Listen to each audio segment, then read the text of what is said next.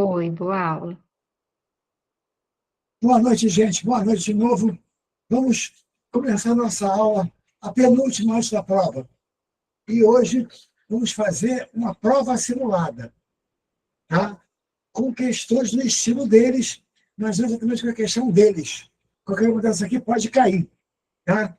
E vamos mostrar para vocês assuntos que são os assuntos fundamentais da prova, tá?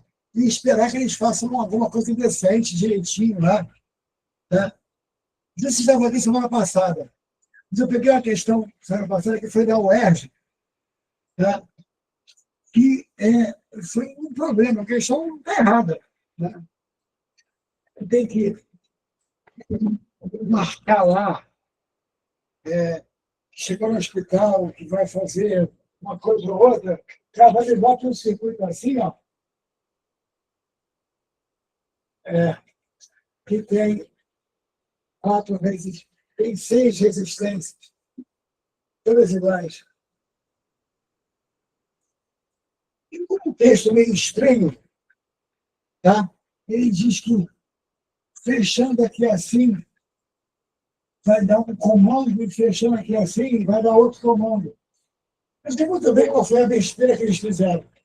Mas não dá comando diferente nenhum, porque esse ponto e esse têm o mesmo potencial. Então, se você fechar aqui, não acontece nada, não passa corrente. A mesma coisa se fechar aqui ou aqui não vai marcar nada diferente lá. Aí, quando eu fechar aqui assim, ó, se fecha aqui, no fundo, continua a mesma coisa, que os dois continuam em paralelo, e não dá diferença nenhuma.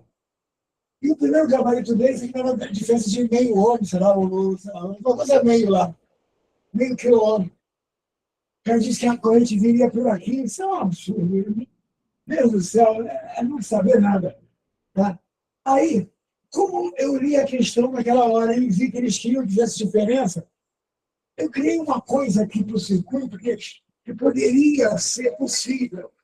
Você chegar aqui, ó, você tem um contato, você bota um isolante aqui assim, um contato, deixa a gente passar só por aqui. Aí você retira esse cara e cria um cara só, que era o que eles queriam. Mas só se fizer isolante aqui, senão não faz. Então, na realidade, eles trocaram da questão para o que eu te falei, que eu tinha falado antes, tá? Mas a questão ficou errada, porque fechar aqui ou fechar aqui não vai marcar nada de diferente. Tá? Porque isso aqui, ó, vai dar um fechamento de 2 em paralelo com 2 e 2 em paralelo. Se fechar aqui, é a mesma coisa, ou seja, não tem diferença nenhuma. Tá? Na certa, um maluco que fez isso, veio com aquela história de a corrente chega aqui e prefere por aqui. Triste. Aí eles mudaram o gabarito, mas deixaram a questão errada, porque o jeito que está ali, você vai apertar, não vai apertar, não vai acontecer nada em nenhum dos dois circuitos. Celso, esperemos que não façam esse tipo de bobagem, tá? Porque isso é uma besteira completa. Tá, vamos lá. Celso, olha só,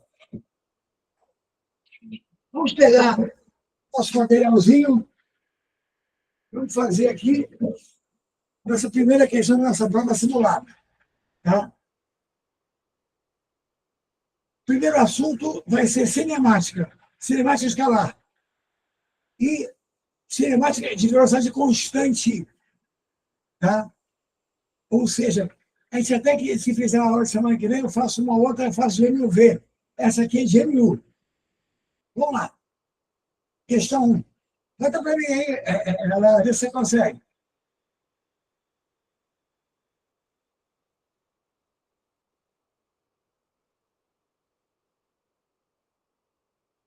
Bom, vamos lá. Espero que vocês estejam vendo aí essa questão. Isso. A primeira questão, cresce ela para mim, Nara, vê se você pode. A primeira. Abre ela. Isso. Beleza, beleza. Dois trens movem-se no mesmo sentido, tá? Entre eles paralelos. com velocidade de 90 km por hora e 72 km por hora. Você já está vendo que tem metro aí e tal, que vai ter que passar isso, mas não, você está sabendo como é que faz. Então, com 72 km por hora. O trem A, que é o que tem maior velocidade, ele tem 150 metros de comprimento. Enquanto que o trem B, tá, que é menor, ele tem 100 metros de comprimento. No início da nossa pesquisa, o trem A começa a ultrapassar o trem B. Tá? Inclusive, ali a forma do trem A começando a ultrapassar o trem B. Tá? A pedida é calcule o intervalo de tempo necessário para a ultrapassagem. Essa é uma típica questão para a gente fazer por velocidade relativa. Olha bem, ó. Na realidade, essa nossa primeira questão, que é a cinemática, ela está ligada a uma velocidade constante, que é ΔS sobre ΔT. A gente pode criar aquela coisa de duas equações de movimento, igualar. Se você quiser, que é fácil para você. Mas o mais fácil é ver o seguinte.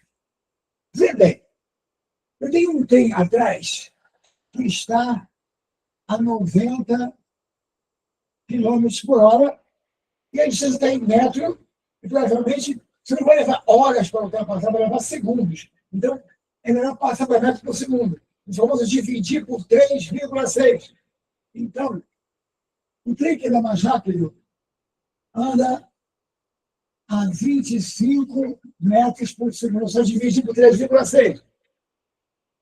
E o trem que vai na frente mais devagar está a 72 km por hora. Divide a 20 metros por segundo. Portanto, eu tenho um trem atrás a 25 metros por segundo.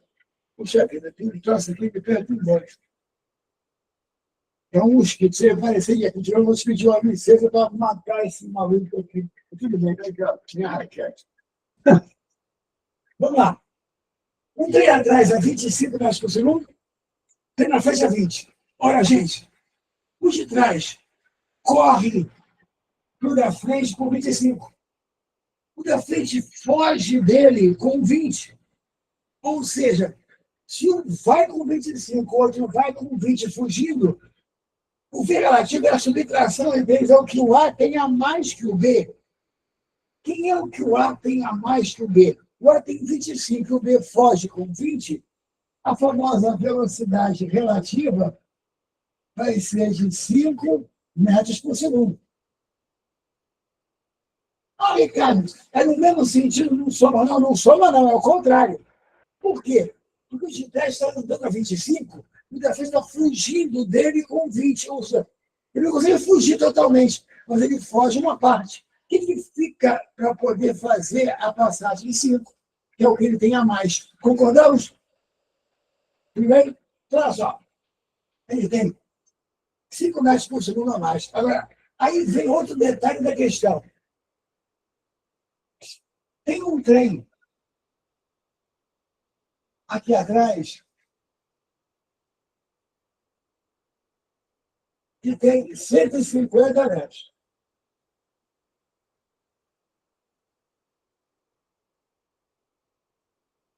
Ele está começando a ultrapassar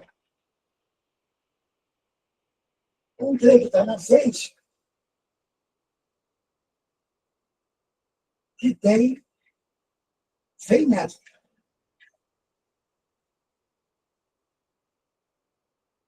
Evidentemente,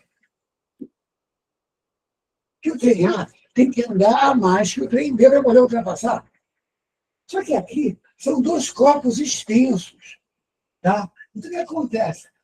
Quando é que o trem A ultrapassou realmente, totalmente o trem B? Quando é? Olha aqui, ó. Aqui está o trem A.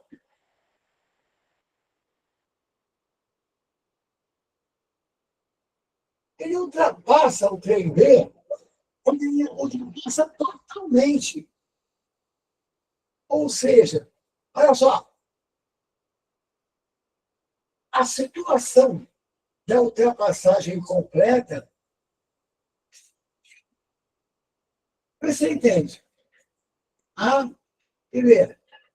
Seria algo assim, o A anda o B todo e ainda ultrapassa o B, tá? Com o seu tamanho. É isso aqui, ó. Imagina, um trem e outro. Fazer isso não significa que já ultrapassou totalmente. Vai ultrapassar totalmente quando ele andar a mais também o comprimento dele. Ou seja, se isso aqui é o início, aqui é o final, ele tem que andar os 100 metros do trem B, mais os 150 dele. Ou seja, para que o A ultrapasse totalmente o trem B, ele tem que andar a mais, relativamente a mais, tá? 250 metros. Concordamos? É que nem o da ponte, do caminhão de 10 metros. Para ultrapassar uma ponte de 30 metros, ele tem que andar os 30 mais os 10 dele, para poder sair da ponte. Então, acompanha. Olha isso aqui. Se a velocidade relativa vale 5, e o ΔS relativo vale 250, eu quero o tempo. Ele tem que andar 250 a mais e anda com 5 a mais. Ou seja, quem vai ser o tempo de ultrapassagem? 250 sobre 5, que vai dar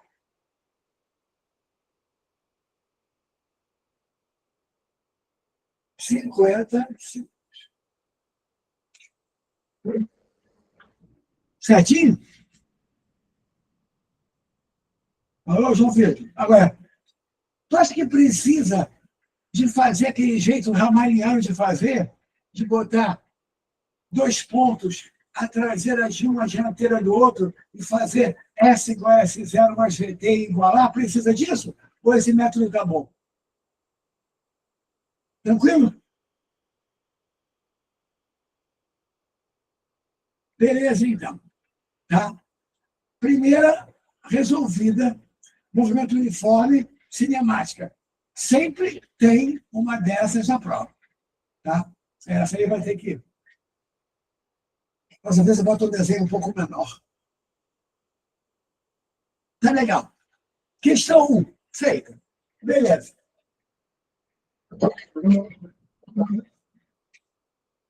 Conte com uma questão de cinemática na prova. Movimento uniforme ou uniformemente variado, mas todo ano tem uma. Tá? Aí nessa prova eu não botei de movimento circular. Semana que vem eu vou colocar. Eles gostam também de movimento circular. Então vamos à luta. Primeira questão feita. Segunda questão. A figura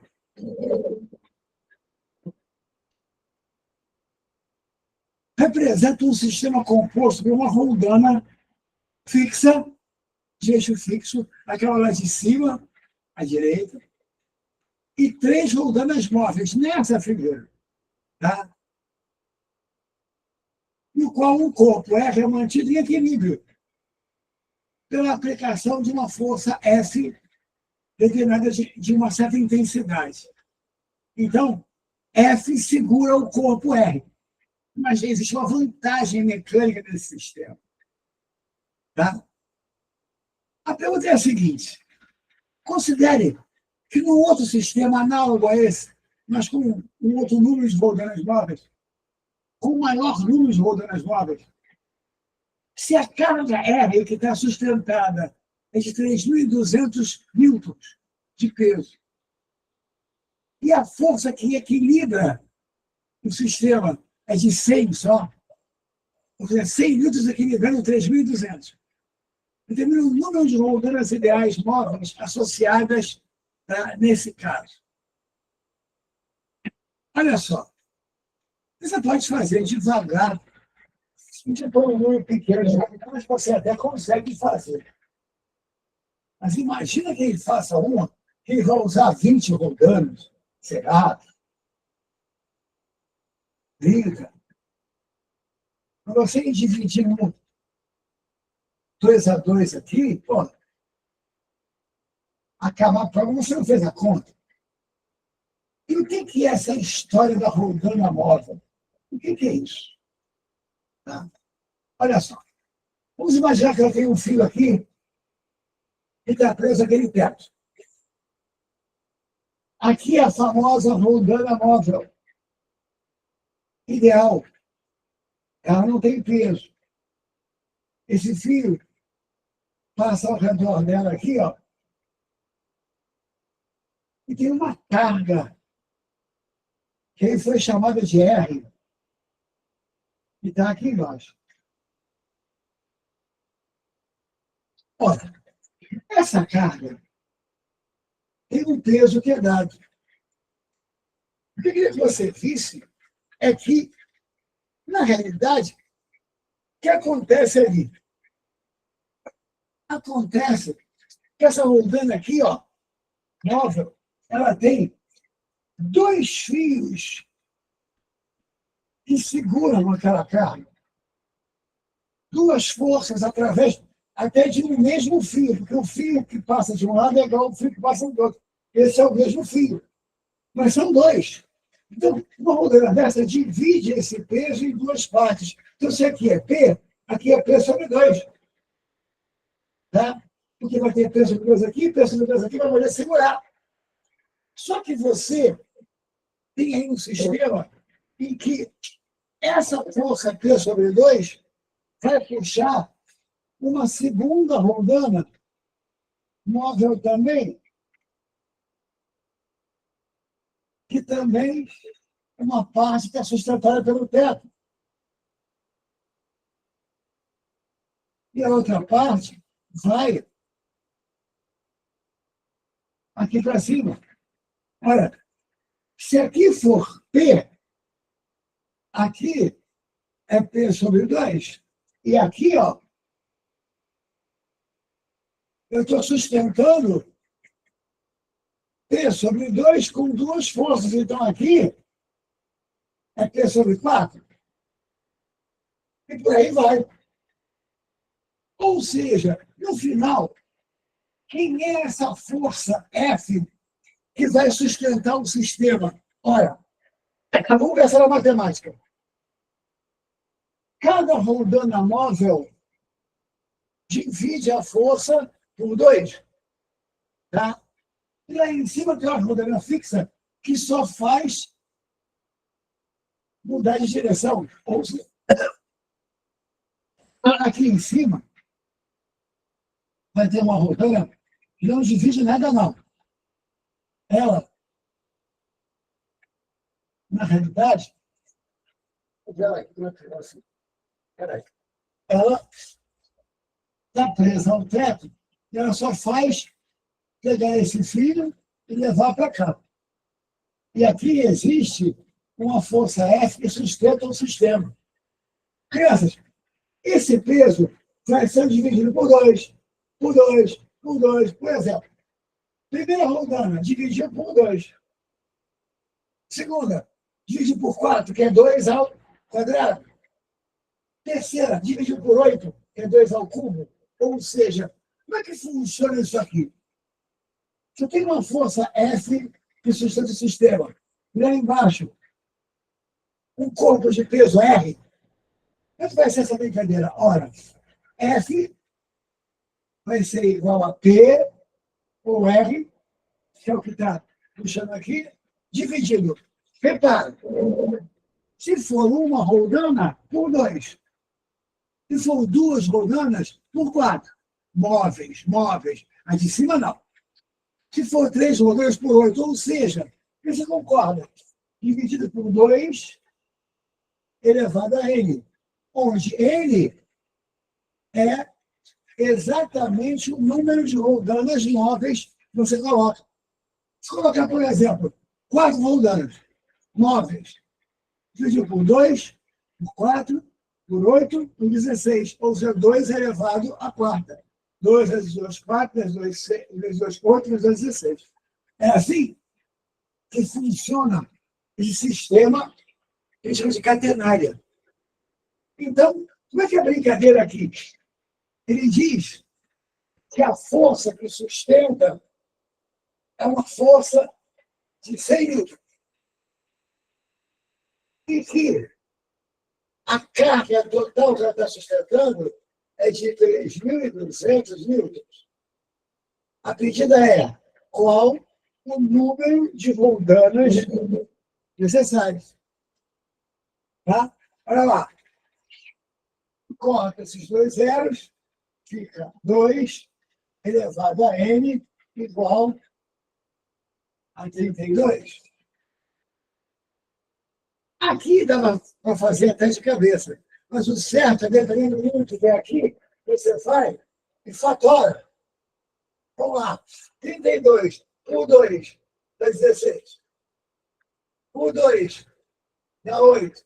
Por 2 dá 4. Por 2 dá 2. Por 2 dá 1. 1, 2, 3, 4, 5. Ou seja, 2 elevado a n é igual a 2 elevado a quinta. Número de rodanas móveis. 5. Agora, repara. Ai, cara, depois a gente fazer assim, né? Aqui é 3.200. Aqui é 1.600. Aqui é 800. Depois 400. Depois 200, depois 100. E aí contava, dava 5. Sim, e são poucas rodanas. E se fossem 38? Ué, mais fácil. Tem um sistema bonitinho para você fechar. E aí, gente, belezinha? Dúvida? Tudo bem? Sim. Tá? Então, vamos à luta. Agora, dá uma olhadinha. Primeira questão foi de cinemática escalar, processo relativo. Segunda, de equilíbrio, primeira lei de Newton, e roldanas móveis associadas. Tá? Vamos lá. Terceira questão. Uma questão de calorimetria, de trocas térmicas. Também muito normal na prova da UERJ. Um cubo de gelo de 100 gramas encontra-se a 0 graus Celsius. Gelo a 0 graus. Pressão normal de 1 atm. No interior de um recipiente que é adiabático, que não deixa o calor de fora entrar nem de dentro sair, não é um isolante térmico. Tá? Muito bem. A nossa M líquida a 60 graus Celsius de água é inserida nesse recipiente. Se ela está a 60 graus e o gelo está a 0, vai haver uma troca de calor. Um vai receber, o outro vai ceder. Até que eles atinjam um equilíbrio térmico a 20 graus Celsius. Ou seja, a água vai baixar de 60 para 20 e o gelo vai subir de 0 para 20. Mas como é que esse gelo sobe? Como é que é isso? A pergunta é qual o valor de N? Dado que a latente fusão do gelo a 0 e a pressão de matéria, e o que é o específico da água, que é 1 caloria por grama grau Celsius. Bom, vamos lá. Ele quer saber que massa de água é necessária para criar esse equilíbrio a 20 graus Celsius. O que tem de mais nesse problema? Não tem grandes coisas. Como, aliás, não é grande coisa essa prova, é só você olhar como é que é. E eu não fiz que nem eles, não botei a fórmula aí, porque, pô, aí, meu Deus, aí é demais, né? Tá? Mas na hora da prova você vai ter essa novidade interessante, que é o quê? Ter as fórmulas para usar. Aí apareceria o Q igual a ML, o Q igual a MC da teta, e por aí vai. Vamos lá. Crianças, o que tem aí de legal, de interessante? Porque, na realidade, esse cubo de gelo está na fase sólida, como todo gelo.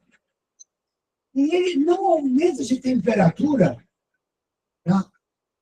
A partir de 0 graus Celsius, que é o ponto normal de fusão do gelo, ele não aumenta a temperatura enquanto ele não fizer a fusão completa. Como é que é o sistema calorimétrico dessa coisa? É assim, eu tenho aqui o gelo a 0 graus. Gelo a 0 graus. Pressão normal. Ele vai receber calor da água a 60. Só que, a princípio, o que acontece é a famosa mudança de fase.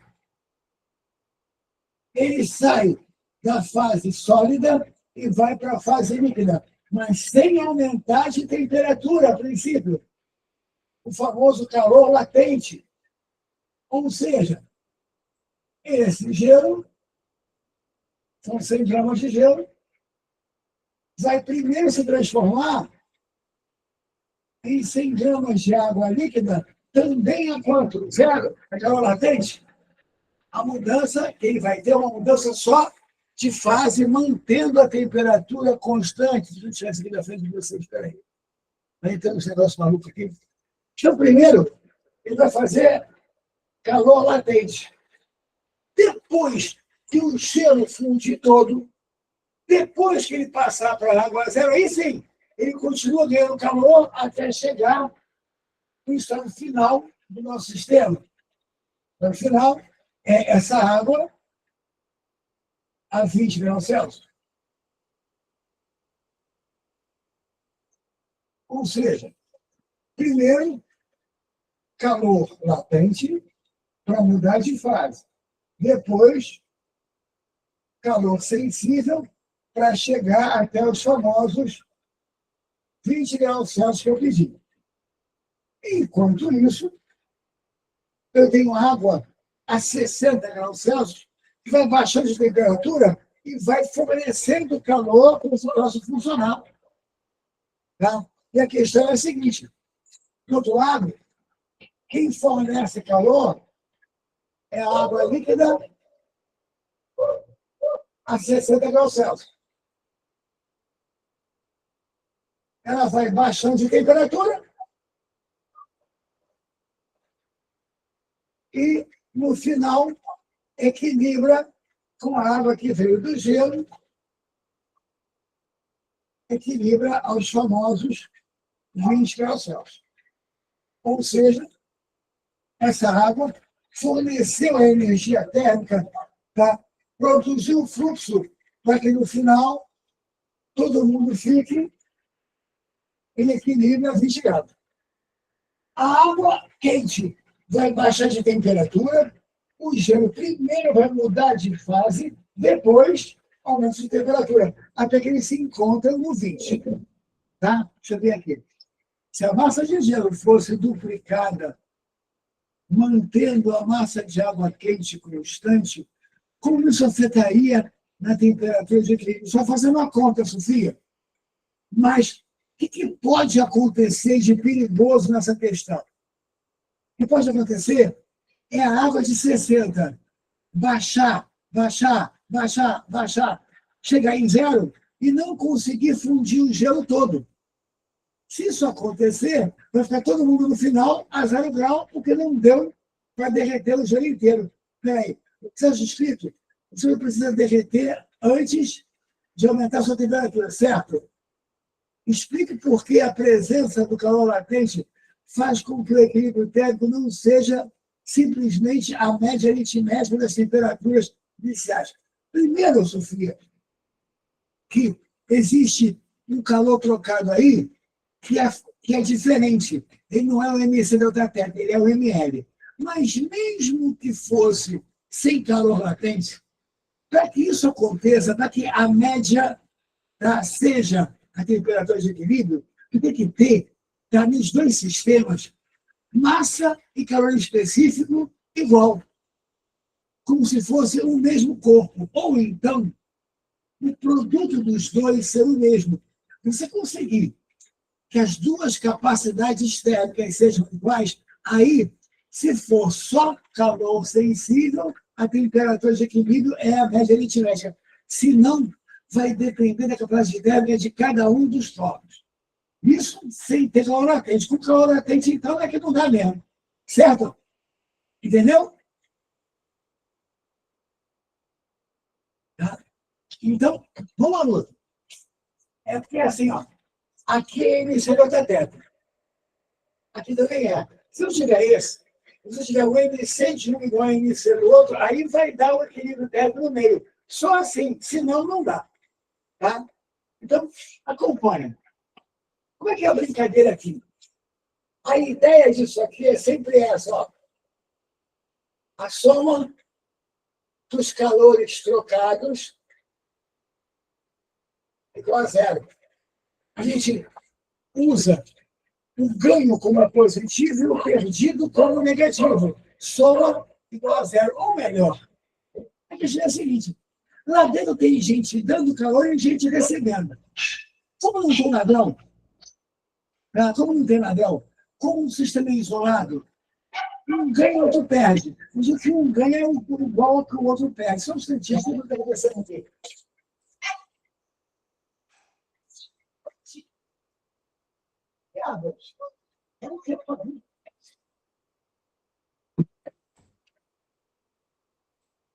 Cachorrinho estressado aqui. Olha só.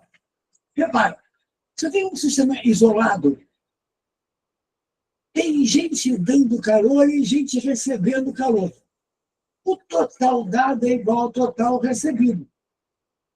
Tá? Eu não posso fazer. Se eu chamar um de positivo e outro de negativo, essa soma tem que dar zero. Então, fazer a soma igual a zero facilita para a gente poder, tá, armar um sistema. Quer ver como é que é? O gelo, primeiramente, ele vai ter que mudar de fase. Quando ele muda de fase, ele usa ml, que é o latente, Deus de fase. Depois, ele vai fazer o MC delta teta para levar até 20. Esse é o calor recebido pelo gelo. O calor cedido pela água é o M' C delta teta linha, que é essa temperatura. Cada um tem o seu. Isso aqui dá a famosa soma igual a quanto? Zero. Latente mais sensível aqui, igual a sensível aqui. Eu vou apagar aqui e vou escrever direitinho como é que é. Vamos lá. Caramba, esse troço que é lindo, dessa. Sujar o quadro. Vamos lá, um gelo. Calor para mudar de fase, ml. Massa do gelo, 100. Calor de passagem, 80. Esse é o calor latente para o gelo virar água. A zero. A zero. Então, ele tem que levar de 0 até 20. Agora, é calor sensível. É o MC delta T ou delta teta. Massa, 100. Calor específico da água, 1. Variação de temperatura, 20. Isso aqui é o calor ganho pelo gelo. Concedido pela água. O M não tem, é o que eu quero. O C é 1. Veja bem, o delta teta é menos 40. Olha o que dá negativo, é menos 40. Porque de 60 para 20. E essa soma vai dar zero. Deixa eu melhorar aquilo ali. Repetindo. Calor latente para o gelo passar para a água zero, ml. M vezes 80. Mas eu não quero que ele fique a zero, eu quero que ele vá até 20. Portanto, calor para aumentar a temperatura, M sendo alta θ. Massa, calor específico, variação de temperatura de 0 até 20. É 20 positivo. Agora, no caso da água, que começou em 60 e acabou em 20, a massa é o que eu quero. O calor específico é 1. E a variação é menos 40. Por quê? De 60 para 20, não de 20 para 60. Por isso que a soma dá zero. Ah, Ricardo, não podia fazer em módulo esse igual a esse? Pode. Mas se eu for em 2 copos só, é mais fácil. Como é que vai ficar aqui? Ó? 80 vezes 100, 8.000. Mais 100 vezes 20, 2.000. Igual, passei para o outro lado positivo, igual a 40N. Ou seja, 40N igual a 10.000. Cortei. Massa, tá? Massa relativa a essa água aí. Vai dar 2.500 gramas. É isso? 1.000 por 4. Vê se acerta aí. Vê se acerta. Aqui, M vezes 80, M vezes 80, 10.000, 40M, 10.000 por 40, 1.000 por 4, 1.000 por 4, 250. E 2.500. 250 gramas.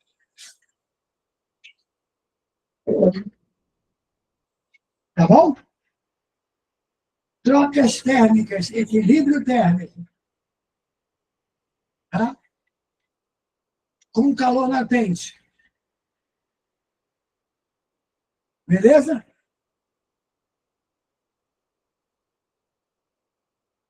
Isso aí. Então, prepara. Primeira questão. Minha máscara.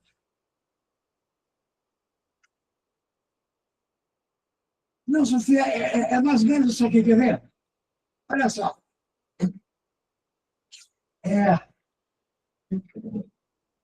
Supunha, tá?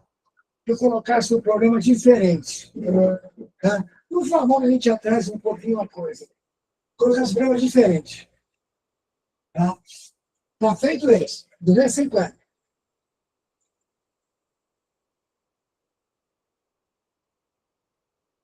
Eu tinha assim, quer ver?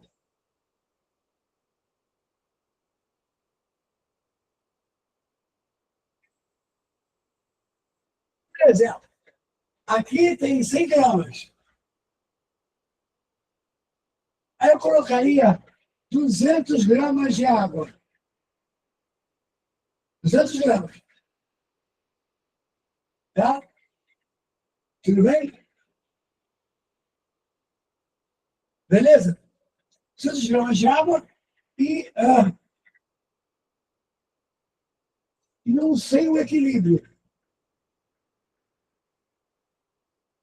Não sei o equilíbrio. Tá? Vamos ver. Se isso aqui vai dar certo com o que eu quero. Sei lá. Vamos ver o que vai dar. Aí eu pedi para você o seguinte: qual a temperatura final de equilíbrio? Agora tem a massa. Eu quero a temperatura de equilíbrio. Todo mundo está junto? Essa massa é 100, aquela é 200. Vamos lá. Se precisar, eu faço outro para poder te mostrar o que eu quero. Tá? Esse aqui. A ideia, de novo, é o somatório dos calores trocados igual a zero. Vamos lá. Esse aqui. Eu não tenho a temperatura de equilíbrio agora, tá? Eu não tenho. Não sei quanto vai dar. Agora, esse está a zero, esse está a 60. Existe uma lógica aqui. Vamos lá, primeiro, Gelo passando para a água líquida. 100 vezes 80. Mas a água aumentando de temperatura. M, C, agora olha só. Delta teta, não sei qual é a temperatura de equilíbrio. Eu vou botar a temperatura final menos a inicial, que é zero. Estamos juntos? Tudo bem? Não sei onde é que vai dar equilíbrio. Mas, o outro, a massa do outro, 200. O C1, tá? 200 e C1. A temperatura inicial é 60, a final não sei. Eu vou ficar assim. Vamos lá. 200 vezes 1 vezes, olha lá. A temperatura final menos a inicial, que é 60. Somatório igual a zero. Então, a minha incógnita mudou. Eu quero saber a temperatura final. Latente mais sensível e só sensível aqui. Vou fazer as contas. Posso ver? Olha lá, ó. Vai ficar 8.000 mais 100 teta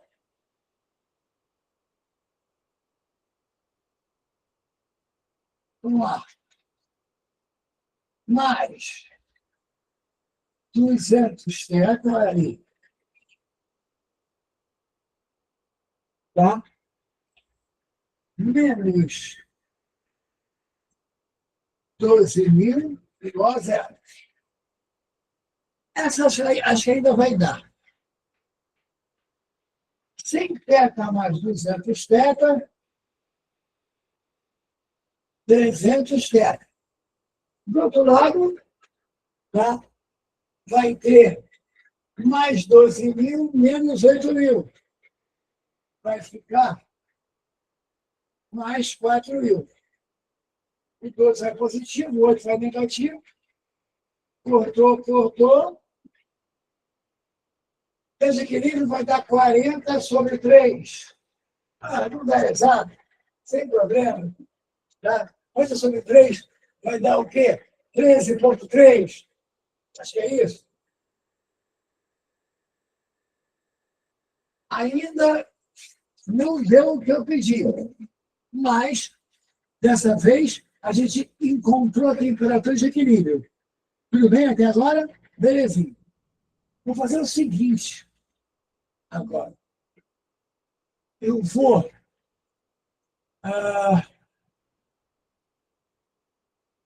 deixa eu ver o negócio.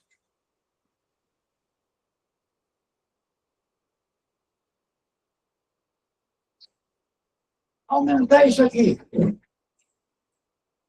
Botar 200 gramas de gelo, tá? Sofia, 200 gramas de gelo e 200 gramas de água. 1 a 0, gelo a 0, outro água a 60. 200 e 200. E eu vou procurar a nova temperatura de equilíbrio. Apaguei.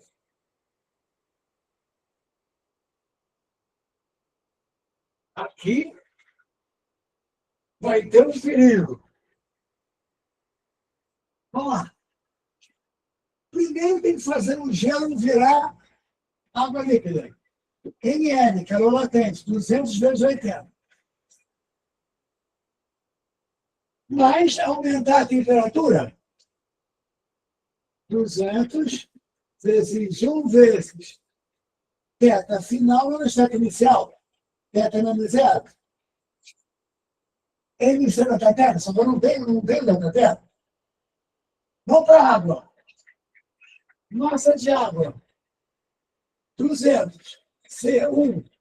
Teta final menos inicial, que é 60. Somatório igual a zero. Vou fazer essa conta maluca aqui. 2 vezes 8, 16. 16.000. Aqui vai dar 200 teta. Aqui vai dar 200 teta. E aqui vai dar menos 12.000. Vai olhando. 200 vezes 60, 12.000. Vai ficar assim. 400 θ igual, olha lá, a menos 4.000.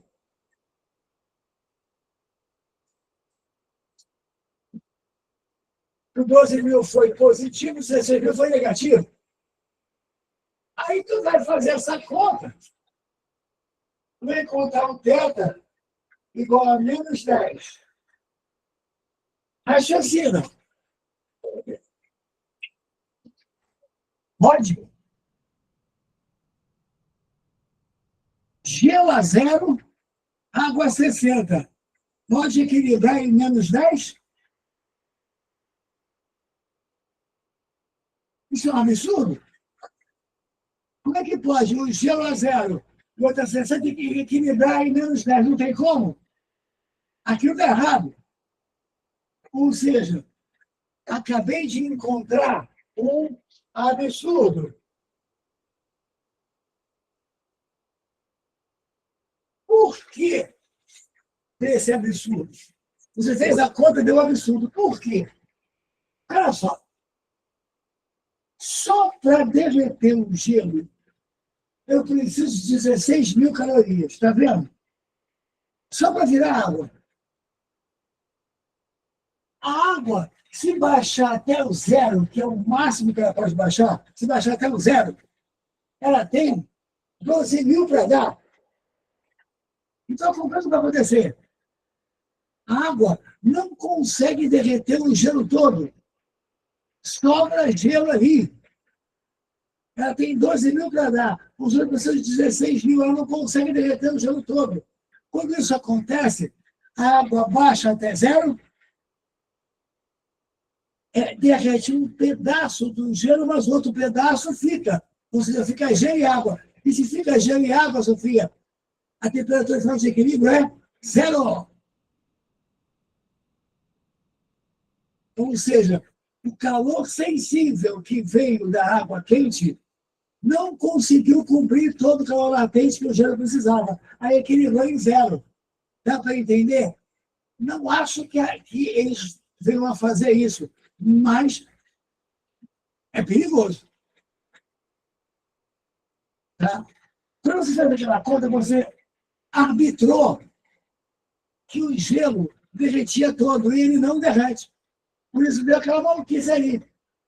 Um zero com 60 equilibrando em menos 10. Não pode, pô. Não pode. Tá? Por isso deu esse absurdo. Porque não tinha energia o suficiente para fundir o gelo o quê? Tudo. Tá bom? Ah, sim. Ah, sim. Provas como o Unicamp, como o FUVEST, como o S, como... não sei se eu não sei se a Juiz de Fora está fazendo em particular, acho que não está junto com o Enem, mas essas provas não, de jeito nenhum, fica muito simples, eles caem dentro. Tá? Aí é normal acontecer isso. É assim, você não sabe se deu ou não deu para fundir o gelo dos ossos, você testar. Tá? Quer ver? Quanto eu precisava para fazer esse gelo virar água? 16.000 ml. Se essa água 60 fosse toda para zero, até o mínimo que ela pode ir, ela tinha 12.000 para dar. Se ela só tinha 12.000 para dar e para 16.000, ele não consegue o quê? Derreter o gelo todo. Certo? Tudo bem? Tranquilo?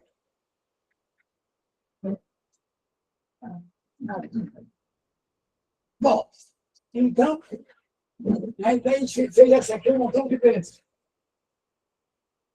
Não é que venha uma questão dessa de equilíbrio. Mas que venha pelo menos o calor latente. Se vier só com calor sensível, é muito fácil. Ela bota um copo d'água 20, outro copo d'água 40, para ganhar equilíbrio, porra, aí não dá, né? Passo de baixo. Ó, a mesma coisinha no circuito agora, eu espero que você conheça. Mas, de qualquer maneira, eu vou relembrar isso para você, que é uma questão, que é algo que é tipicamente específico. Né? Não é demais, não, mas tem que conhecer. Olha só, um segundo assim, aqui tem um R1, aqui um R2,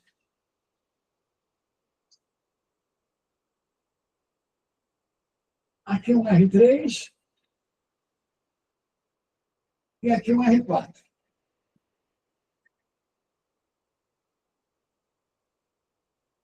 E aqui,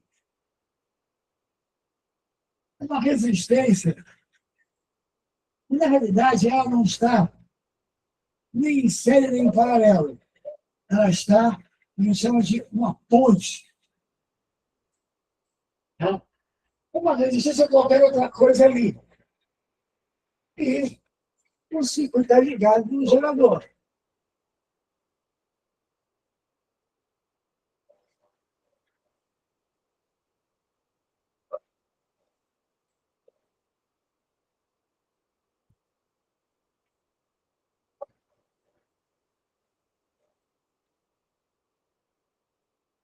Esse circuito, ele não tiver uma condição especial, ele é meio estranho de fazer. Posso até te mostrar, mas acho impossível ele não estar na ponte equilibrada para o ERG. Agora, a ponte equilibrada pode cair. E se chama isso aqui? De ponte de Wheatstone.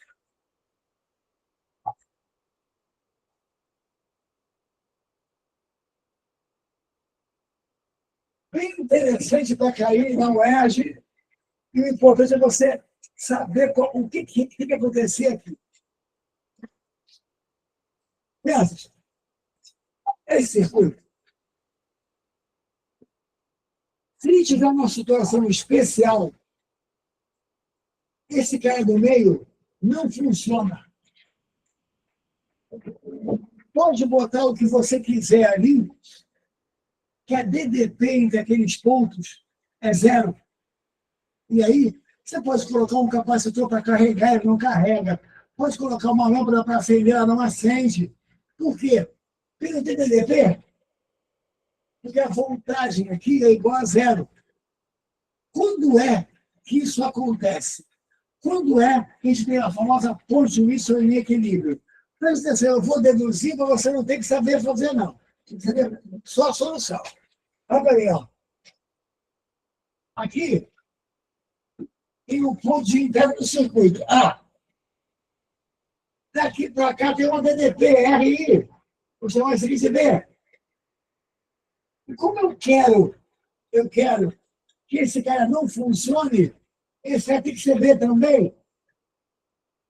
E se ele for B também, a DDP é igual a zero, e aí não tem como passar corrente, não tem voltagem, não tem quem puxa elétron. E aqui é C. Quando é que isso acontece? Quando é que isso aí está correto? Quando? Olha bem. DDP é R vezes I. Olha para cá, ó. Aqui vai ter uma corrente em 1. Porque A e B tem potenciais diferentes. E que é DDP entre A e B ali? É R1 vezes 1, R vezes I.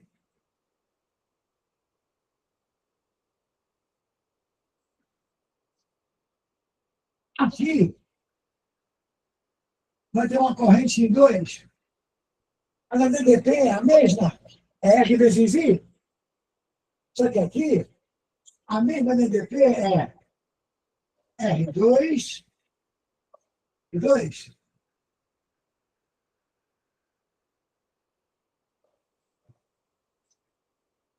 Vai só olhando.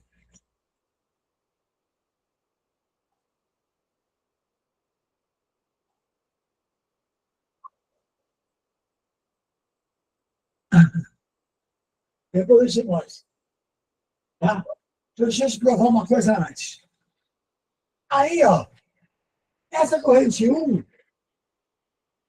segue para cá. E aí vai ter uma DDP entre B e C. A DDP entre B e C vai ser R3 e 1. RI. Assim como aqui vai ter uma DDP entre B e C também. Só que do outro lado, a corrente é R2. Então vai ser R4 e 2.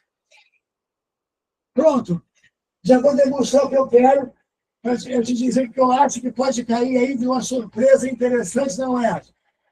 Crianças, olha essas duas equações. Você dividir as duas, corta em 1 por 1 e em 2 por 2.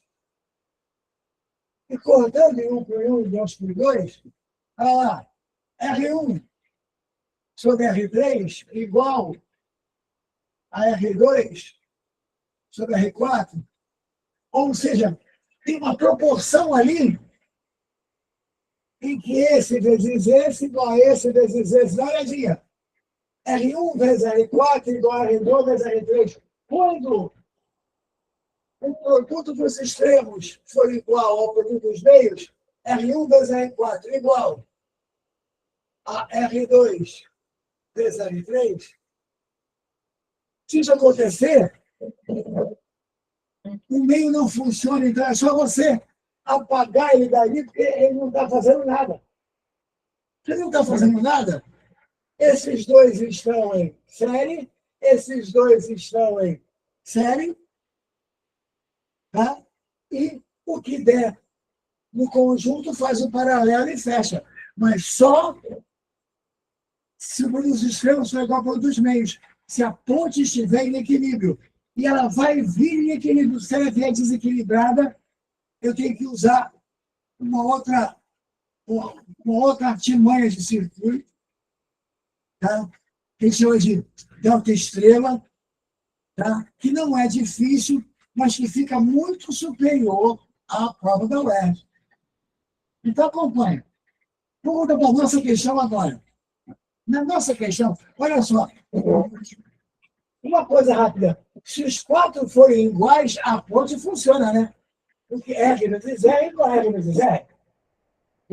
Não precisa ser os quatro iguais. Pode ser esse vezes esse, igual a esse vezes esse. Vamos ver a nossa questão aqui agora, qual é a resposta dela. Tá? Foram dadas as resistências. Foram dadas. Tá? Deixa eu ver aqui, peraí.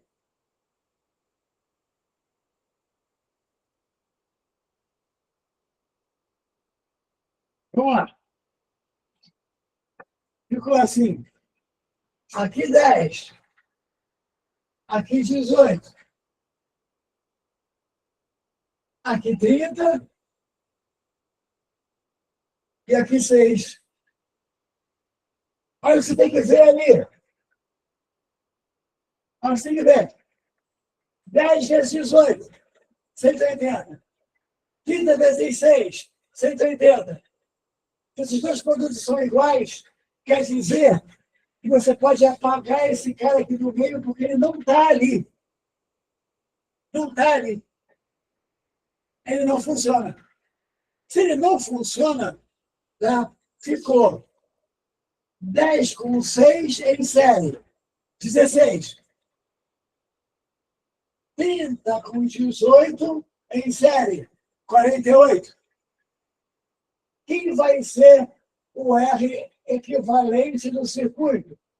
Como são dois só, produto sobre soma, vai ficar 16 vezes 48 sobre 16 mais 48. Produto sobre soma. Esses dois em série, o conjunto em paralelo. Quanto é que dá isso aqui? Vamos ver quanto é que dá isso aqui? Correto? Gente, deixa eu ver aqui.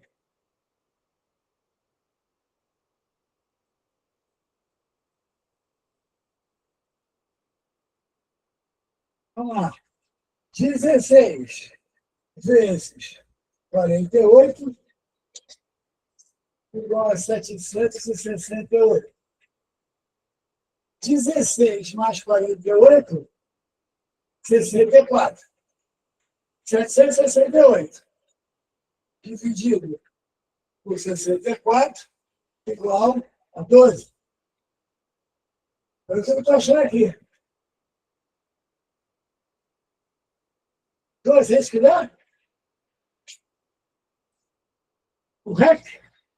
Vou ver de novo.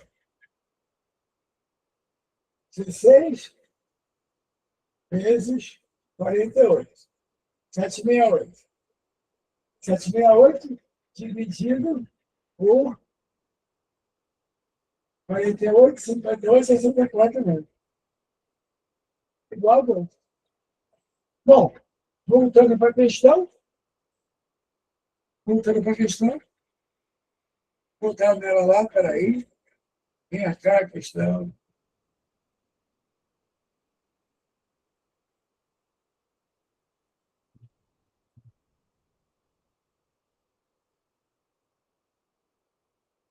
Bom, aí ficou, tá? Ele quer a intensidade de corrente. A intensidade de corrente vai ser a voltagem, que é 30, vezes o R, que é 12. Sobre o R, que é 12. Né? Vai dar quanto? 30 sobre 12, 2,5. 2,5, né? 24 mais 6, vai dar 2,5 testes. Isso aí é ponto isso. O que você falou?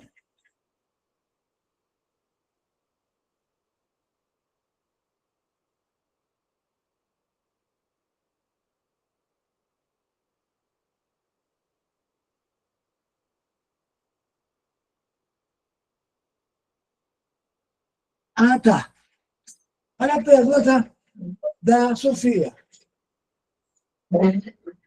Se essa resistência for substituída por um curto-circuito, o que ia acontecer? Nada, Sofia.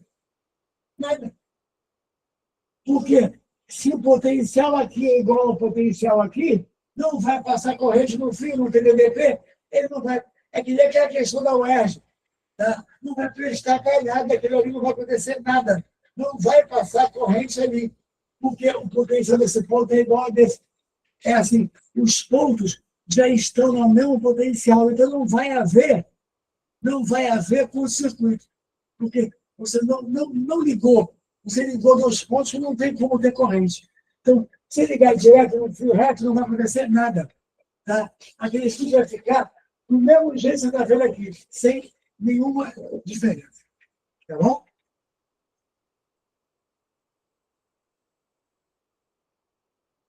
Faltou o resistor de 3. Ué. Ah, sim.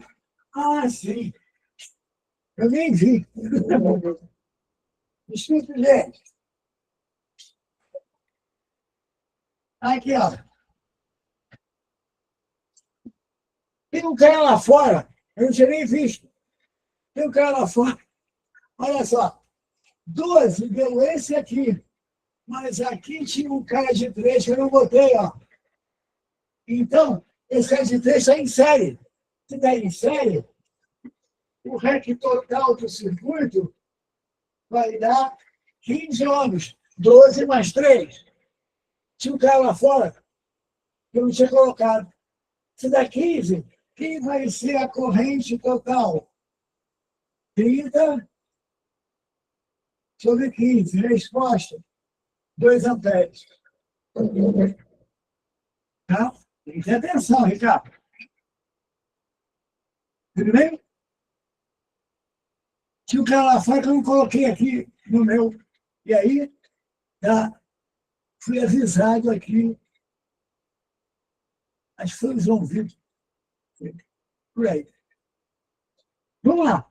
Então, nós já fizemos uma de cinemática, uma de primeira lei de Newton e Rodanas, uma de trocas térmicas, que eu fiz 3, 4 vezes, uma de circuito composto de Y, esse vezes esse igual a esse vezes esse, o do meio não funciona, se ligar um fio reto não funciona, nada funciona ali, por quê? Porque não tem DDP, certo?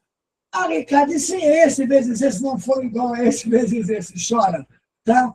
Porque eu acho melhor não te mostrar a saída. Nem é tão difícil assim, tá?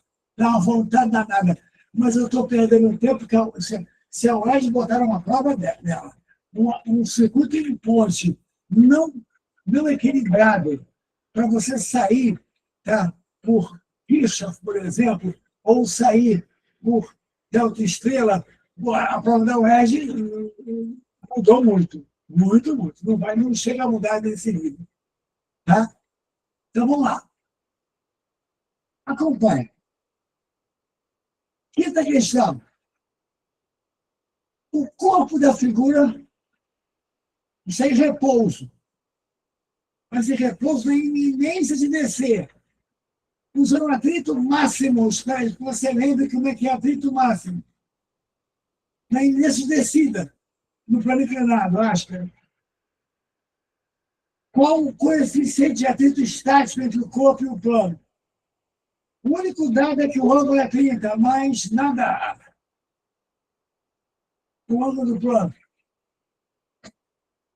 Vamos lá. Questão que tem a genética da prova da UERJ. Ela tem a cara da prova.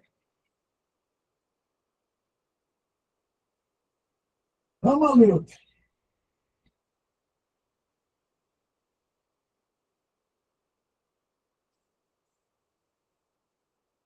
A coisa é assim. Tem um plano inclinado.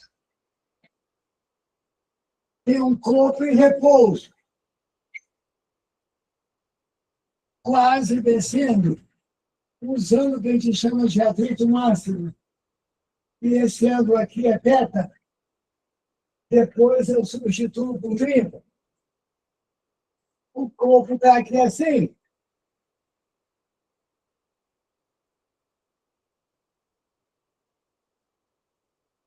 Tem repouso na iminência, com I mesmo, de iminência, na iminência de descer.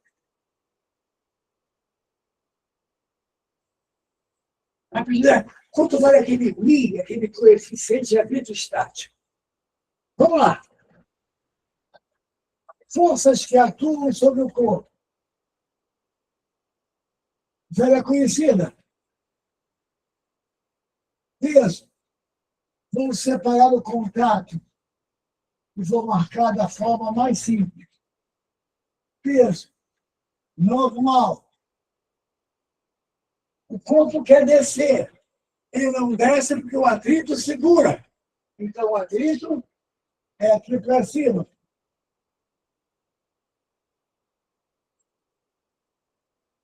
E é o atrito máximo porque ele está quase descendo, também pensa em descer. O que a gente faz com aquele sisteminha? Usa os famosos eixos. Esses eixos do plano inclinado, olha. Eixo X,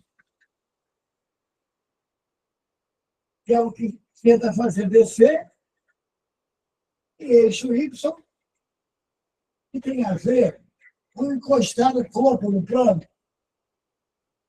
Eixo X, eixo Y. Quem já estudou isso aí legal sabe que aquele ângulo θ se repete aqui, ó.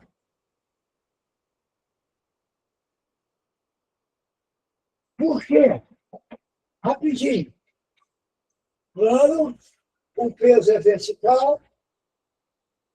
Se esse ângulo aqui é θ, e o peso é vertical, esse aqui é 90. Olha o triângulo. A soma dos ângulos internos tem que ser 180. Isso aqui tem 90, A soma desses dois tem que ser 90. Esse aqui é 90 menos θ. Vai ficar 90, θ e 90 menos θ, somando a 180. Como essa linha aqui é perpendicular, se esse aqui é 90 menos θ, esse aqui é θ. Certo, gente? Belezinha?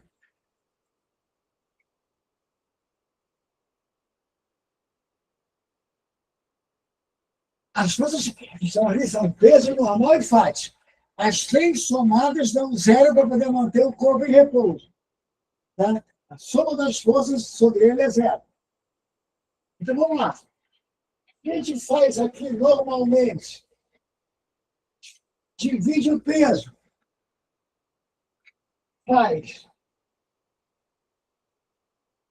a projeção dele aqui em X. Olha aqui, ó. O famoso PX e a projeção dele em Y. PY.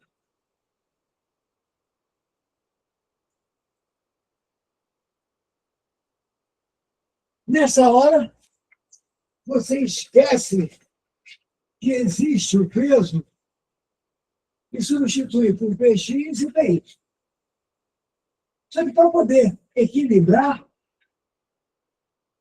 eu tenho que dizer para você que o PX é igual a FAT, para poder não subir nem descer, na resistência igual a zero. E do outro lado ali, a normal é igual a PY. Esse está dando com esse e esse com esse. Quem é o PX, quem é o PY? Olha lá, gente. Olha o ângulo teto. O X é o cateto oposto, é a projeção sem ângulo. E o Y é com ângulo, é a projeção adjacente. Acompanha. A normal é igual a P cosseno de θ. Com ângulo, cosseno. Vamos pegar essa equação aqui. Px é P seno de θ. Seno, Px, que é teto oposto, aqui, ó, sem ângulo, ó, oposto. Px igual ao FAT. O FAT é μn. O FAT máximo, μn. Velho conhecido. Olha lá. P seno de θ é igual a μ. Quem é normal? É P cosseno de θ. Corta o P com P, vai ficar que o μ é seno de θ sobre cosseno de θ, ou seja, é tangente ou cosseno? Tangente de θ. Ou seja, só preciso do θ, preciso do P, preciso de mais nada. Como o θ vale 30, o μ é igual a tangente de 30. Espero que você lembre. Raiz de 3 sobre 3. Se não lembrar, bota tangente de 30 que eles vão aceitar. Tá? Lembra? O seno de 30 é meio e o cosseno de 30 é a raiz de 3 sobre 2. Corta, vai ficar 1 sobre raiz de 3. Racionaliza, multiplica em cima e embaixo por raiz de 3, vai ficar raiz de 3 sobre 3. Gente, cara, esse problema é um clássico da física, tá? É um problema que a UERJ nunca cobrou e que resultado rápido, direto, sem problemas. Ou seja, tudo para cair na prova. Vai, alguma perguntinha? P com ângulo. Projetou, girou com ângulo é cosseno, girou sem ângulo é o seno. Nota, o X é sem ângulo e o Y é com ângulo ali. João, o que complicou mais na questão? Primeiro, marquei as forças. Força em plano inclinado, quase tudo quanto é parede de plano inclinado, você faz o PX e o PY. O PX é o PC, não é o que faz descer. E o PY é o que encosta. O PX é PC e o PY é P-cosseno. O PX anula com FAT. E o PY com a normal. Como o FAT limite, o FAT máximo é μ vezes N, é só você botar o PX igual a N e substituir. Tá? Repara, guarda ela porque ela pode aparecer, é bem interessante. Dá uma estudadinha nela e torce. Torce para ver igual. Tá? Tudo bem? Mais alguma pergunta, gente? Vamos lá, então. Sexta questão. Ó, essa é de ondas. Sempre tem uma de V igual a da F na prova. Sempre tem. Tá? Essa aqui não foge à brincadeira. Ela é de V igual a da F também. Só que ela tem um detalhe aí de uma forma que eu não sei se você conhece. Se não conhecer, vai conhecer hoje. A famosa fórmula de Taylor. E olha só, e depois, pega para estudar isso, tá? E procura refazer. Não lembra de alguma fórmula, vai no livro, procura para ver atrito igual a N, atrito máximo igual a N, é aqui, ó. Tá? Essa questão aí é assim. Tem aí uma onda produzida por uma fonte no fio. Uma onda assim, ó.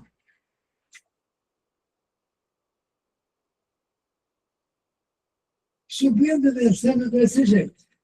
Aqui está a onda vibrando. Aqui está uma fonte que vibra para poder produzir essa onda. E esse fio aqui tem um corpo pendurado nele.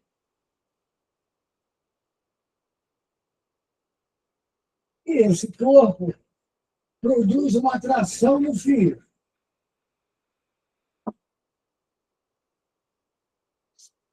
Repara, uma corda vibrante tem 2 metros de comprimento.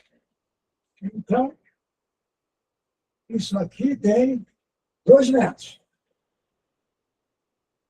Tem densidade linear de 0,10, 0,1 quilogramas por metro. Ela vai entrar numa forma que, se você não conhece, vai conhecer agora.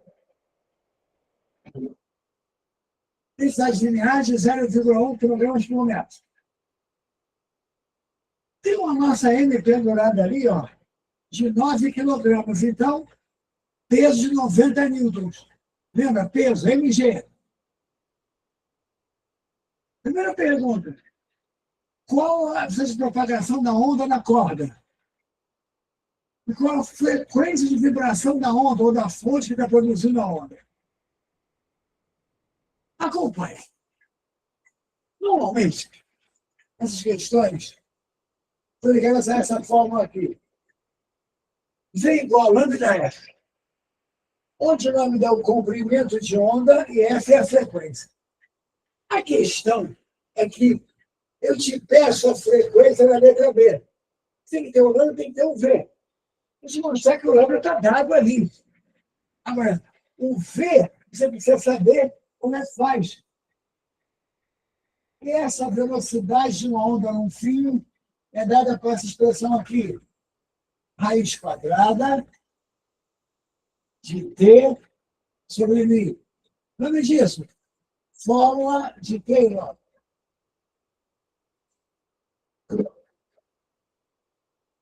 Tudo de ondas.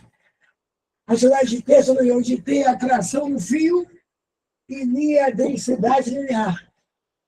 Criança, primeira pergunta é, calcule a velocidade. Tem que usar a fórmula de Taylor.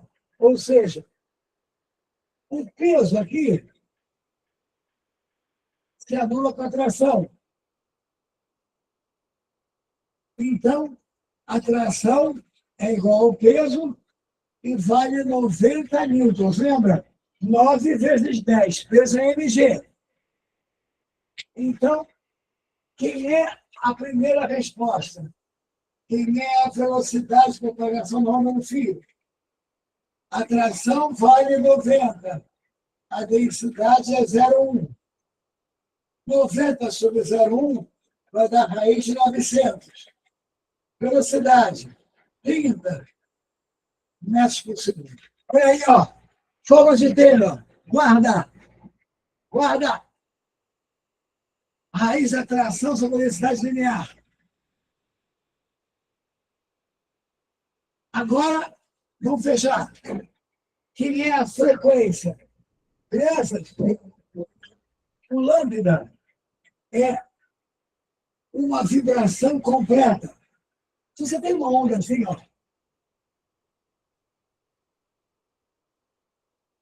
você aprende primeiro que a distância entre duas cristas é um lambda. É verdade. Entre dois vales também é um lambda, é verdade. Também é, ó, uma vibração completa, uma subida, uma descida. Isso aqui também é um lambda. Uma subida e uma descida. E aqui tem exatamente uma subida e descida, ou seja, esse aqui é o lambda. Ele vale 2 metros, o famoso comprimento de onda. Portanto, segunda pergunta, quem é a frequência? A velocidade vale 30. O lambda vale 2 metros vezes F. Portanto, a frequência é de 15 Hz. Ó, outra questão que tem a cara deles. Questão de V igual a lambda F em ondas, só que dessa vez junto com a fórmula de Taylor, a fórmula que calcula a velocidade da... Na questão da UERJ, eles dariam essa fórmula. Diz que o Taylor é a atração e que o meio dessa linear, para poder dividir e ter a velocidade. A fórmula é dada. Com a fórmula dada fica mais fácil um pouquinho, né? Certo, gente?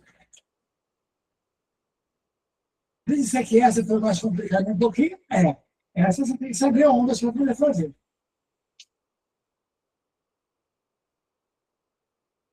Mas ondas é um assunto que está sempre lá. Tá? Vamos à luta.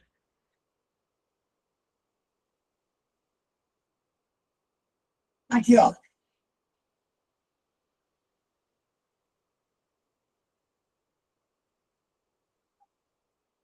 Questão 7. Conta aí para mim, galera, 7. Olha lá, ó. Clássica de energia. Veja se vier, para acertar.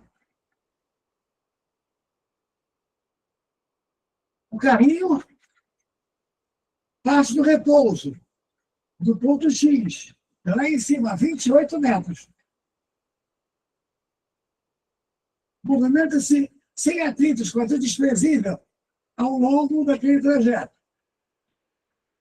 Determine com que velocidade ele passa pelo ponto Y. Vamos lá, crianças. Conservação de energia, energia cinética e potencial. Vamos ver aí.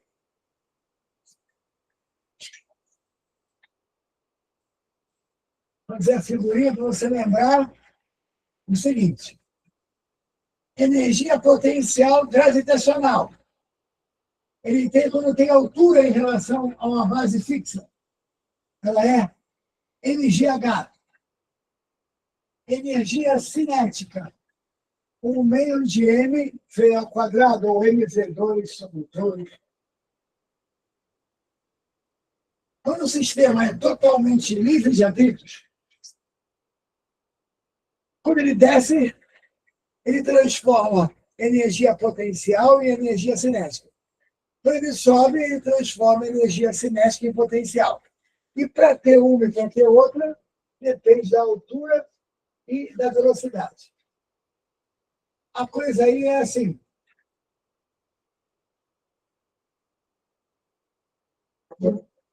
Essa altura aqui,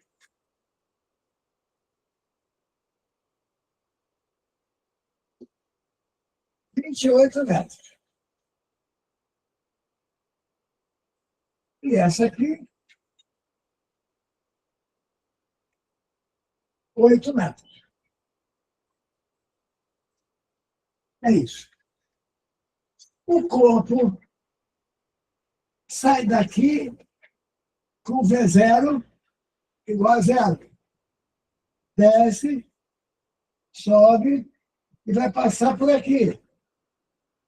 A pedida é, calcule a velocidade com que ele passa no ponto Y. Vy. Se eu quiser x é igual a zero.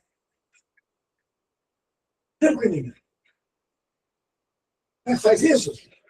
Vou chamar aqui, ó, de energia em x igual a energia mecânica em y. Em x, tem altura, tem MGH. Não tem velocidade, não tem o mesmo V2. Só tem energia potencial gravitacional. Então, em x eu tenho m, g, h de x. E não tem cinética. Igual. Já em y, tem altura e tem velocidade, tem as duas. Tem o MGH e tem o V2. Portanto, vai ter aqui M, G, Y, ou HY,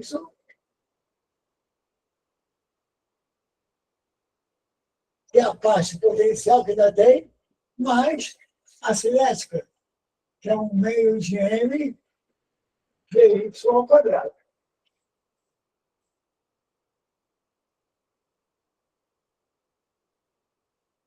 Ali, ó, MGH em X. MGH é o mesmo V2 em Y. Em X não tem o mesmo V2 porque o V é igual a zero em X, ele parte do repouso. Olha lá, ó. Bota a massa. Vai ficar G10, HX, 28, 280, igual. GHY, vai ficar 80. Mais VY ao quadrado sobre 2. Vai ficar 200 igual a VY ao quadrado sobre 2. Vamos direto. 2 vezes 200, 400. Raiz quadrada, 20 metros por segundo. Molezinha e grande chance. Como é que é? Eu tive mais dificuldade em ondas. Estou torcendo para cair a energia. Vai cair. Vai cair. Pode crer, vai cair.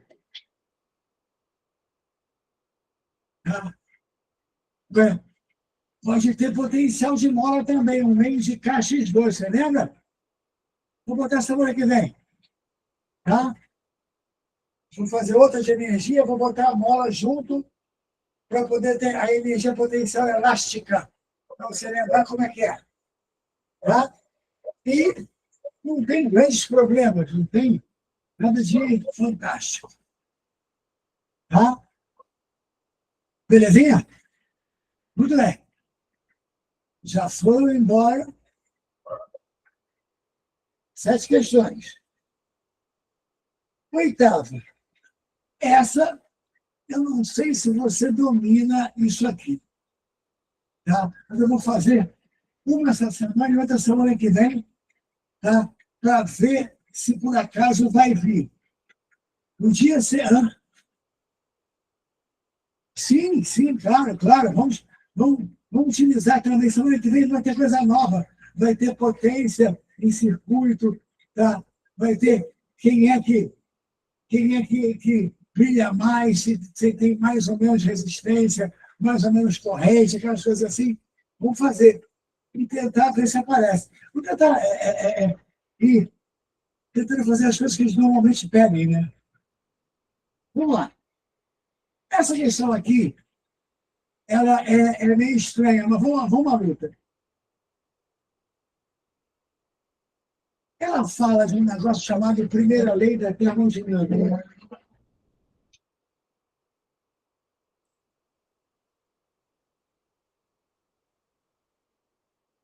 Que, basicamente, é uma espécie de conservação de energia também, só que num sistema dinâmico para gases ideais. Ela diz isso aqui, ó, que a variação da energia interna de um gás, da energia de vibração que as moléculas de um gás têm, pela temperatura, ela é igual ao calor que o gás ganha ou perde. Se vai ganhar calor, tem a tendência de ganhar energia interna, tendência, né? Se perde, a tendência de perder energia interna, só que o gás é capaz de empurrar coisas, de se expandir e empurrar uma parede. Isso quer dizer que ele realiza trabalho. Ora, quando um gás realiza um trabalho, ele está gastando energia. Parte da energia dele, ao invés de ficar com ele usa para empurrar. Por exemplo, tem um gás, prende ele no recipiente, preso, aquece. Ele ganha calor, mas ele não é capaz de fazer o recipiente crescer, o recipiente está fixo. Tá? Então, esse calor vai todo para a energia interna. Agora, se tiver um negócio que cria uma seringa de injeção, e ele empurrar e realizar trabalho, ele vai estar gastando energia realizando o quê? Trabalho. Ou seja, o ganho ou a perda de energia interna, o ganho ou a perda, isso de ser positivo ou negativo, depende do calor que ele ganha ou perde, tá? E do trabalho que ele realiza. Tá? Por isso aqui, primeira lei da termodinâmica. Vamos lá. Certa quantidade de gás realiza uma troca de calor com o meio externo. Troca. Pode ganhar, pode perder. Esse meio está mais quente. Ele realiza uma troca de 200 calorias. Tá? Então, se o meio está mais quente, o meio cedeu a ele 200 calorias de calor. Aquele que é positivo, ele ganhou 200 calorias. Só que ao final do processo verifica-se um aumento de 50 calorias em energia interna, hora a hora. Ele ganhou 200 no meio externo, mas só aumentou a energia dele em 50. Se ele ganhou 200 e só aumentou em 50, é porque parte foi para o trabalho. Ele empurrou alguma coisa. Tá? Muito bem. Calcule o trabalho realizado pelo gás, é relativamente fácil, você sabe o que é. Verifique se houve expansão ou contração. Vamos lá. Ele teve um ganho de 50 calorias e recebeu do meio 200. Isso quer dizer que o gás realizou um trabalho de 150 joules e um trabalho positivo.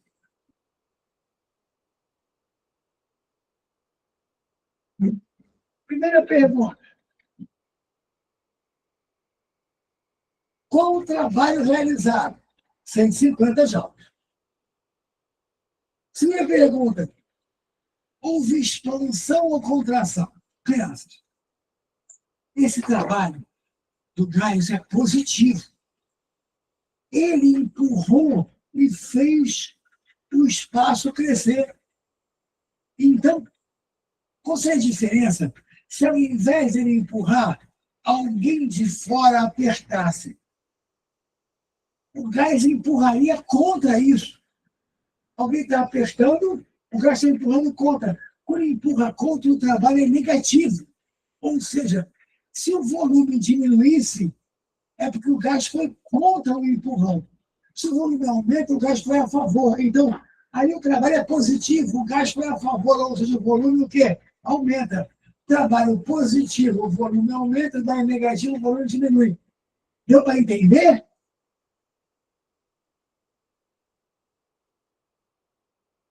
Legal. O gás ganhou 200 calorias do meio externo, mas só ficou para ele 50. Só ficou para ele 50 porque ele gastou 150. Como? Empurrando a parede e fazendo o sistema andar e realizando um trabalho. Porque quem trabalha gasta o quê? Energia. Certo? Tudo bem? Portanto, temos aí um trabalho de 150 e houve uma expansão. Como é que seria uma contração? O trabalho dar o quê? Negativo. Ele já seria contra alguém que empurrou ele para dentro. Tá? Tranquilo? Tá? Uma questão de primeira lei da termodinâmica é uma tentativa mais esdrúxulazinha de botar uma questão diferente na prova. E sempre tem alguma diferente. Tá? Mas é tranquila, né? Não é tão difícil. Vamos lá. A questão 9 precisa que você lembre do conceito de empuxo, da força que o líquido realiza sobre o sistema tentando expulsá-lo. Essa força é igual ao peso de líquido deslocado. Ela tem um jeito de calcular. E aí, eu vou lembrar você rapidamente. Deixa eu apagar isso aqui.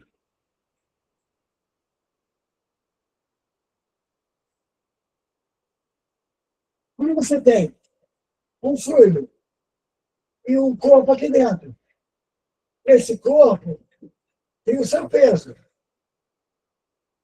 mas ele sofre uma força que vem do líquido. Essa força que vem do líquido tem o nome de empuxo. Ela pode ser igual ao peso, e aí equilibra. Ela pode ser maior que o peso, aí o corpo sobe. Ela pode ser menor e o corpo desce. Tá? Ela é maior quando o corpo é menos denso. Ela é um corpo menos denso que o líquido. E ela é menor quando o corpo é mais denso que o líquido. Tá? Denso. Densidade. Massa sobre volume. Tá? Então, acompanha comigo. Como é que se calcula esse empuxo? Não tenho como fazer isso para você agora. Mas quero te lembrar que é o Mi do líquido, a massa específica do líquido, vezes o volume submerso, vezes empuxo contra a gravidade local. Tá? No caso, ele é para baixo ou é para cima. Tá? Mi do líquido, volume submerso, vezes G. Nem me lembro se eu botei o Mi do líquido aí. Ah, botei assim. Eu botei numa unidade de Mi. Vamos lá. Na primeira figura, o dinamômetro Dinamômetro é marcador de força, tá? Dinamômetro num fio marca a tração no fio, é puxado pela tração do fio. Na primeira fio, o dinamômetro marca 50 newtons. E o corpo está em repouso. Crianças, concorda comigo? Se o dinamômetro na primeira figura marca 50, porque o peso do corpo é 50? Porque o peso é igual à tração. E a tração é o que está puxando o dinamômetro. Certinho ou não? Ou seja, na figura 1, peso igual a tração no fio. Peso igual a 50 newtons. Para ficar em repouso. Na primeira figura. Muito bem.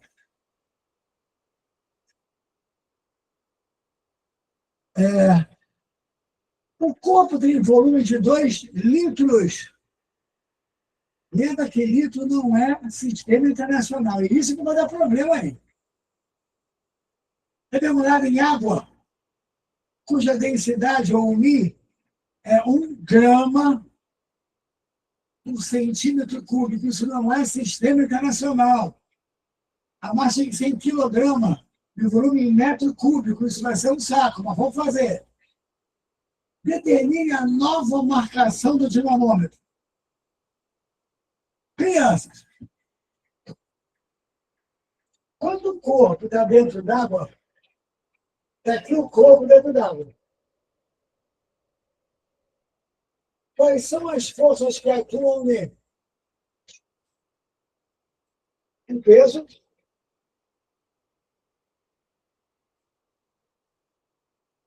Ele é mais denso que a água, então o impulso é menor. O impulso e a tração do fio. Pensa, a tração do fio é igual a marcação do dinamômetro. Ele está sendo puxado pelo fio. O problema é que agora a tração é menor, porque entrou um impulso ali para cima. Olha como é que faz. Vai ficar. O peso é igual à tração mais o impulso. Para fazer resultante igual a zero. Eu quero a tração. A tração vai ser o peso menos o impulso. Tudo bem, está resolvido. O problema é o seguinte: o Mi é o Mi da água. 1 grama por centímetro cúbico, não pode. Tem que ser quilograma por metro cúbico. O volume, 2 litros. Litro não pode ser. Litro é decímetro cúbico, ele tem que botar em metro. O seu padrão é metro, quilograma e segundo. Ou seja, não posso usar grama, não posso usar centímetro ou decímetro, por aí. Vamos devagar. Antes de fazer aqui, ó, sem que ninguém nos ouça. 1 grama por centímetro cúbico. Não pode ficar assim. Tem que passar de grama para quilograma e de centímetro cúbico para metro cúbico. Olha lá, presta atenção. 1 grama. 10 a menos 3 quilograma.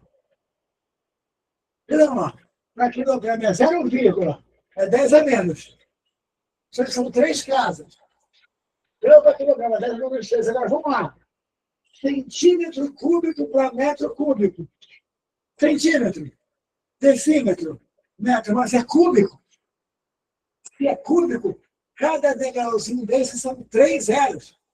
Como é centímetro, decímetro, metro, são 6 zeros. Subindo, ou seja, embaixo, 10 a menos 6 metro cúbico. Faz as contas, passa o 10 a menos 6, letra mais 6, vai ficar 10 a 3 quilograma por metro cúbico. Olha aí, ó. Densidade da água no sistema internacional. 1.000 kg, uma tonelada por metro cúbico. Metro vezes metro vezes metro. Esse é o volume da água no sistema internacional. Esse tem que entrar aqui. Agora, volume. 2 litros. Gente, litro é decímetro cúbico. 2 decímetros cúbicos. Decímetro, metro. Vamos buscar de quem só? Como é cúbico, 3 zeros. Ou seja, volume submerso. 2.000. 2 vezes 10 é 3. Não, ao contrário.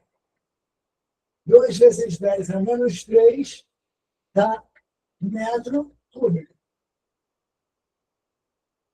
Decímetro para metro. Tem que subir.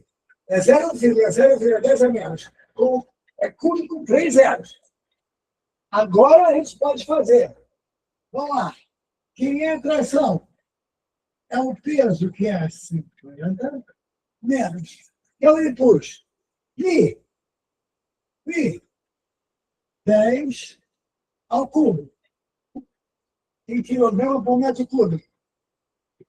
Volume submerso. 2 litros. Mais ou menos 3. G. 10. Bota. Vai dar 2 vezes 10, 20. A tração vai ser 50 menos 20, 30 litros. Problema do problema. Passar as unidades direitinho. Tá? Olha só, vou combinar um negócio. A próxima questão é de campo magnético, da força Q V vetorial B, que também é um assunto que eles gostam de colocar. Vou te pedir uma coisa. Eu vou abrir semana que vem a aula com essa questão. Dá uma estudada em força magnética. Força, um negócio de uma mãozinha, faz assim, tá? Q, V, vetorial B e tal. Para a gente poder tirar a tua dúvida nisso, tá? E ver se a gente consegue que você acerte essa questão de campo magnético. Essa força aqui, ó. A força magnética numa carga em movimento do campo. Q, V, vetorial B. Dá uma olhadinha nela para a gente poder dar a regra da mão direita, é isso mesmo. Tá? Então, o que acontece? Naquela figura ali, ó, aquele X é um campo para dentro da folha do papel. Se fosse para fora, seria ponto. Eles costumam dizer isso. Eu não disse aí, não quis perder tempo, mas X é um campo é para dentro do papel e ponto é para fora. Aí vai entrar uma carga assim, com o campo, tá, para dentro. Tem que ver, tá, qual é a força que ela tem. Se tiver que ser para cima, uma coisa, se tiver que ser para baixo, é outra. E a gente vai ver isso. Dá uma olhadinha para a gente poder discutir ela semana que vem com calma. Não quero fazer ela correndo hoje, quero fazer ela devagar. Tá bom? Aí nós fizemos 9 das 10, até que a gente fez bastante. Vai dar só uma olhadinha. Impulso. Equilíbrio. Tá? Termodinâmica. Troca de calor com trabalho. Energia. Ondas, V igual a lambda F.